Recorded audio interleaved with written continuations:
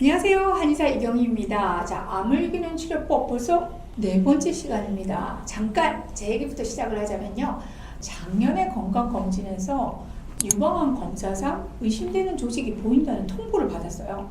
다행히 확대 촬영 결과 별 문제가 없는 것으로 밝혀지긴 했는데요. 그 사이 기간 동안 별별 생각이 다 들었습니다. 제가 환자를 그렇게 보면서도 직접적으로 체험하지 못했는데 결국 자신의 문제로 직접 다가와 보니까 암이란 이름이 어떤 중압감을 가지고 있는지 잠시나마 확인하는 시간이 되었고요. 정말 암 환우분들에게 좀 더 다가가는 치료를 해야겠다는 생각도 들었습니다. 자, 신현태 원장님. 한방제약과 전문의 신현태 원장입니다. 반갑습니다. 자, 지난 3개의 영상을 통해서 이런 근본적인 치유의 이런 분들에서 공통적으로 발견된 10가지 요소 중 신체적인 요소들, 그러니까 운동, 식단의 변화, 보조제 선택 등에 대해서 얘기를 해주셨잖아요. 자, 오늘은 우리 무슨 얘기 하기로 했었죠?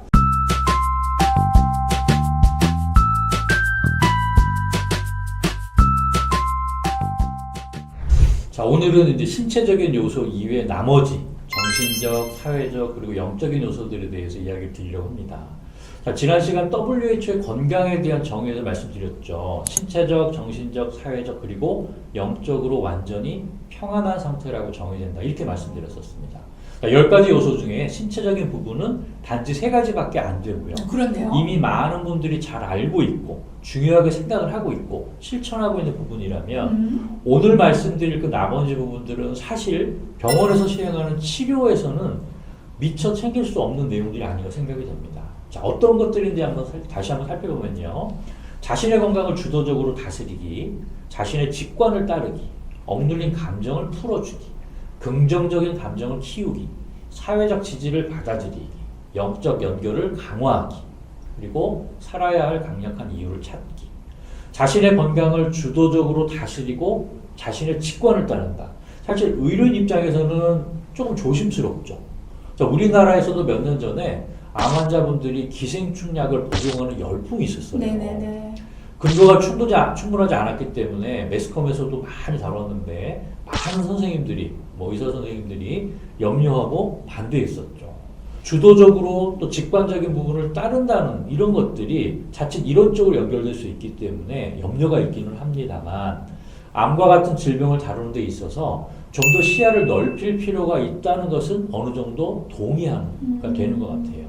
그리고 이 책에서도 6년 이상의 시간에 걸쳐서 1,500건 이상의 많은 사례를 가지고 확인을 한 거니까 참고할 부분이 충분히 있다고 봐져요. 자, 그러면 먼저 자신의 건강을 주도적으로 다스린다는 것은 어떤 의미인가요? 아무래도 환자분들은 병에 대해서 전문가가 아니기 때문에 암의 진단 또 치료 과정에서 자신의 의사를 반영하기가 쉽지가 않죠. 저자들은요, 환자 자신이 조금 더 적극적으로 치료 과정에 참여하기를 권하고 있습니다. 그러기 위해서는 다양한 분야의 전문가들의 조언을 구하고 네. 또 동일한 질환을 가졌던 다른 경험자들의 의견도 충분히 듣고 수렴해서 자신의 건강을 개선하기 위해서 자신 스스로가 능동적인 역할을 하고 자신의 삶을 더 기꺼이 적극적으로 변화시키려는 그런 의지를 가지라, 이런 의미인 거예요. 근데 사실 이 부분은 환자들의 마인드만 바뀌어서는 안 되고 우리 치료자들의 마인드 변화가 함께 있어야 가능하지 않을까 싶어요. 자, 주도적인 의견 개진을 하면 야단만 맞고 왔다는 환자분들 이런 불평 종종 듣게 되거든요.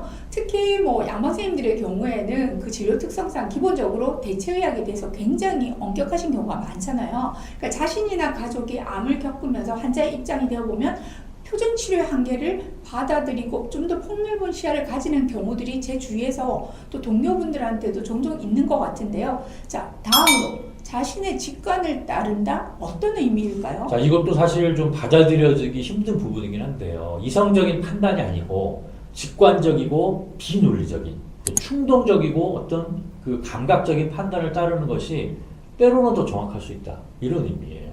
저자가 예를 든 사례가 이제 다발성 경화증 환자였는데 점점 더 증상이 악화되는 거예요.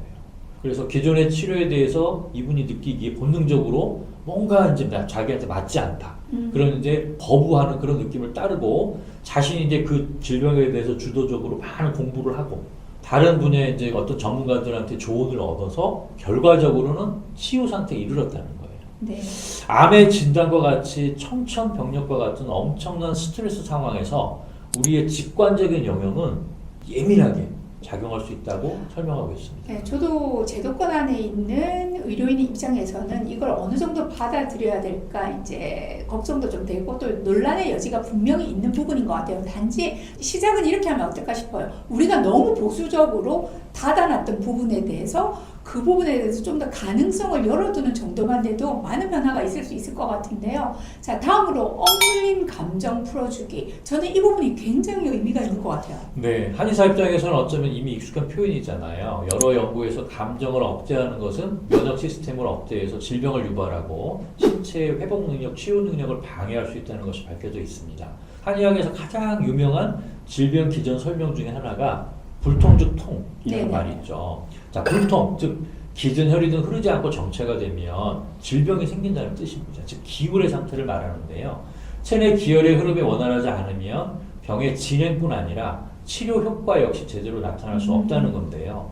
이 책에서는 생리적인 흐름보다는 보다 정서적인 부분을 강조하고 있긴 해요. 암 환자분들이 흔히 가지게 되는 스트레스와 죽음에 대한 두려움 역시 이런 억눌린 감정에 해당될 수 있기 때문에 이런 감정들은 충분히 표현하고 흘려보낼 것을 강조하고 있습니다. 그래서 구체적으로 실천하는 방법으로는 아마 많이들 알고 계시는 방법들이에요. MBSR, Mindfulness Based Stress Reduction, 마음 챙김이라고 보통 얘기를 하죠. 네네. 그리고 EMDR, Eye Movement Desensitization and Repression. 그래서 우리말로 하면 되게 어려운데 안구 운동 둔감화 및 재처리 기술. 네네. 그리고 잘 알고 계시는 EFT, Emotional Freedom Technique이라고 해서 감정 자유기법. 이런 것들이 네. 이제 흔하게 사용되는 그런 방법들이고요.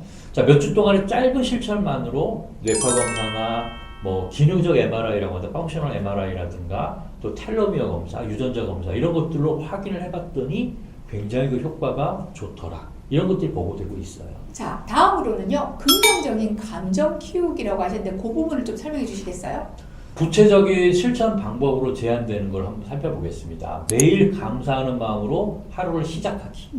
또 대중매체를 모니터링해서 부정적인 정보의 폭격 같은 걸 피하는 거. 그러니까 보면 기분 나빠지는 거 있잖아요. 안 본다는 거 그런 거 피하는 거예요.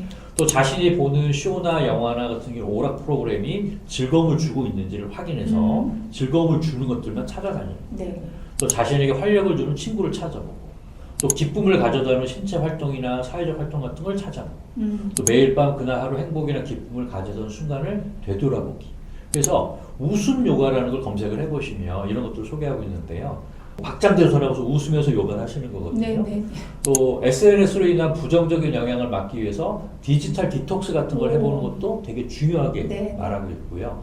또 반려동물과 함께 시간을 보내는 것도 추천하고 있습니다. 이 부분은 당장 지금 실천할 수 있는 부분들이 많을 것 같아요. 자, 옆에 항목 다시 정리해드렸으니까 참고하시기 바라고요. 새로운 것을 찾기보다는 이 중 몇 개나 하고 계신지 체크해 보시기 바랍니다. 다음으로 사회적 지지 받아들이기는 구체적으로 어떤 내용인가요? 암 진단을 받으신 분들은 충격, 불신, 또 두려움도 있으실 거고 불안, 분노, 좌절, 슬픔, 죄책감, 절망, 엄청난 감정의 폭주를 경험하게 되죠. 자, 이런 감정들은 너무 압도적입니다. 그래서 혼자서 처리할 수가 없어요. 네네. 근본적인 치유에 있는 환자분들의 경우에 친구나 가족, 치유팀으로부터 올바른 사회적 지지를 얻는 것이 필수적이라고 강조합니다. 자, 여기서 중요한 것은 환자 자신이 지지를 받고 있는지 여부입니다. 아무리 가까운 사이라고 하더라도 지지를 받고 있다는 생각이 들지 않는 경우에는 효과 없다는 거예요. 네. 치유에 도움이 되지 않는다는 거예요. 그래서 올바른 지지를 받을 수 있는 커뮤니티를 구성하는 것이 중요하다고 합니다. 네네. 아닌 사람들은 그 커뮤니티에서 제외해야 되는 거고요. 또 경우에 따라서는 생각지도 않았는데 어떤 사람으로부터 그런 지지를 받게 되는 경우도 있기 때문에 이런 커뮤니티 구성을 위해서 노력하고 관심을 가지는 것 굉장히 중요하다고 얘기하고 있습니다. 자, 또 한 가지 중요하게 언급하고 있는 것은요. 온라인 지지 모임도 충분히 의미가 있기는 하지만 직접적으로 접촉을 할 때만큼의 에너지가 없기 때문에 네. 가능하면 실제적이고 물리적인 접촉을 할 수 있는 그런 지지가 필요하다고 합니다. 네, 이 부분은 사실 저도 진료를 하면서 경험하고 있는 부분이기는 합니다. 자, 스스로의 지지, 또 긍정적인 마인드가 잘 형성돼 있거나 또는 가족 관계가 좋은 환자분들은 치료 효과도 훨씬 빠른 경우를 경험하게 됩니다. 그리고 덧붙여서 실제적이고 물리적인 접촉을 통한 지지 커뮤니티, 환자분들에게 강조해봐야겠어요. 자, 다음으로 영적 연결을 강화하기. 이건 종교적인 의미인 거죠? 종교를 갖고 계신 분들이라면 자신의 종교적인 신념을 강화시키는 의미가 될 수 있고요. 종교인이 아니신 그런 분들이라면 명상이나 마음챙김, 요가 등을 통해서 영적인 활동을 강화할 수 있는데요. 이런 모든 활동들이 스트레스 호르몬 수치를 낮추고 염증 반응을 줄여주고 또 유전자의 변화를 유도하는 효과가 있는 것으로 확인되고 있습니다. 자신의 생각이나 감정, 경험을 차분하게 돌아보면서 정리하고 천천히 심호흡을 하고 일기를 쓰고 마음챙김이나 명상에 몰두하는 것이 해당이 됩니다. 갑자기 예전에 그 장수 직업군에 대한 리서치가 떠오르는데요. 제 기억으로는 종교인이 이겼던 걸로 기억이 나요. 자, 마지막으로 살아야 할 강력한 이유 찾기.